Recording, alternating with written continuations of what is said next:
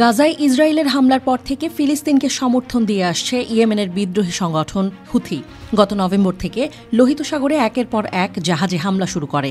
Houthi সমর্থিত Yemeni সামরিক বাহিনীকে থামাতে পশ্চিমারা দেশটিতে কয়েক মাস ধরে হামলা চালিয়ে আসছে, কিন্তু এরপরও তাদের থামানো যায়নি। ইয়েমেনি সশস্ত্র বাহিনী ইসরায়েলের বিরুদ্ধে কঠোর সতর্কতা জারি করেছে। গাজায় সাম্প্রতিক ইসরায়েলি হামলার প্রতিক্রিয়ায় অভিযান বাড়ানোর হুমকি দিয়েছে। হুথি মুখপাত্র ইয়াহিয়া সারি বলেছেন, ইসরায়েল তার ঘৃণ্য কাজের জন্য গুরুতর পরিণতির মুখোমুখি হবে। তিনি বিশেষ করে খান ইউনিসের গণহত্যার কথা উল্লেখ করেছেন। গাজা উপত্যকার দুর্দশার জন্য আরব বিশ্বের কড়া সমালোচনা করেন ইয়াহিয়া সারি। গাজার স্বাস্থ্য মন্ত্রণালয় জানিয়েছে, খান ইউনিসের আল মাওয়াসি শহরের একটি মানবিক এলাকায় ইসরায়েলি বাহিনীর বিমান হামলায় কমপক্ষে 90 ফিলিস্তিনি নিহত এবং 300 জন আহত হয়েছেন। গত বছরের 7 অক্টোবর থেকে গাজায় ধারাবাহিক হামলা চালিয়ে যাচ্ছে ইসরায়েল। এখন পর্যন্ত হামলায় 38,000-এরও বেশি ফিলিস্তিনি নিহত হয়েছেন। ইয়েমেনি হুথি যোদ্ধারা ইরানের প্রতিরোধের অক্ষের গুরুত্বপূর্ণ শক্তি। ইরানের নবনির্বাচিত প্রেসিডেন্ট মাসুদ পেজেশকিয়ানও ইয়াহিয়া সারির দাবির সাথে একমত। তিনিও আরব বিশ্বের নিন্দা জানিয়েছেন। হুথিদের আরও সাহায্য করার প্রতিশ্রুতিও দিয়েছে ইরান।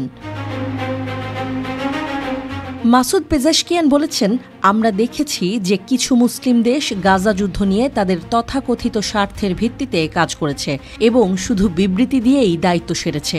তবে ইয়েমেন এক্ষেত্রে ব্যতিক্রম। এই অঞ্চলে অপ্রীতিকর ঘটনার মূল কারণ হল ইহুদিবাদী শাসনের উপস্থিতি ও পশ্চিমাদের ধ্বংসাত্মক নীতি। ইয়েমেন এবং ইরানের সম্পর্ক খুবই গভীর। আমরা আশা করি দুই দেশের মধ্যে ভবিষ্যতে এই সম্পর্ক আরও দৃঢ় হবে।